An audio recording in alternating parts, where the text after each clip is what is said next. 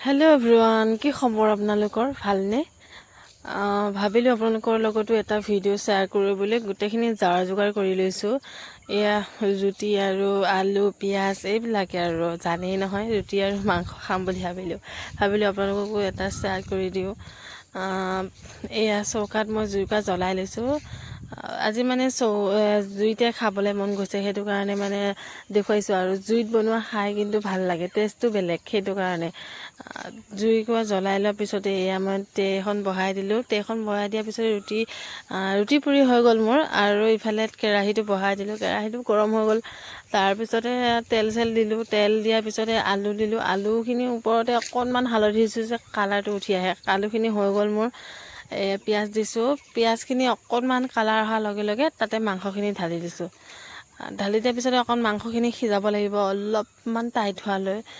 মাংসখিনি ধুনীয়াকৈ লৰাই কৰি তাৰপিছতে মই মছলা দিম। আৰু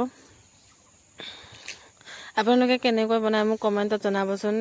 মই বিশেষকৈ ভালকৈ বনাব নাজানো, তথাপিও অলপমান শ্বেয়াৰ কৰিছোঁ আপোনালোকলৈ। অলপমান কেৰাহীত লাগিয়ে ধৰিছে। ভাজি হোৱা পিছতে আলু দিব লাগিব। ভাজি হৈছে মোৰ। তাৰপিছতে আলু দিছোঁ, ভাজি থৈ দিয়া আলু কেইপিচ দিছোঁ মাংসখিনিৰ ওপৰতে। তাৰপিছত এই অলপ গোটা জালুক অলপমান পিচি থৈ দিছিলোঁ, নহৰুৰ সৈতে দিছোঁ।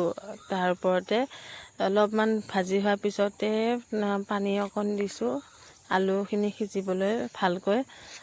এয়া উতলি আছে ধুনীয়াকৈ। তাৰপিছতে আলু কেইপিচ মই সিজিছেনে নাই চাব লাগিব এতিয়া।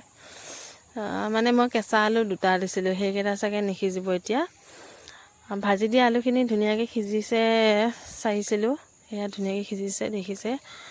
অলপমান এতিয়া আকৌ ঢাকনখন মাৰি দিব লাগিব যাতে ধুনীয়া হয় মাংসখিনি। এয়া ফাইনেলি মোৰ হৈ গ'ল। আপোনালোকে দেখিছে কেনেকুৱা হৈছে, কমেণ্টত জনাব কেনেকুৱা হৈছে, কালাৰটো কেনেকুৱা হৈছে। তাৰপিছত এয়া ৰুটি আৰু মাংস লৈছোঁ খাবলৈ। কমেণ্টত জনাব মোৰ ভিডিঅ'বোৰ কেনেকুৱা হৈছে। ভাল হৈছে যদি লাইক কমেণ্ট শ্বেয়াৰ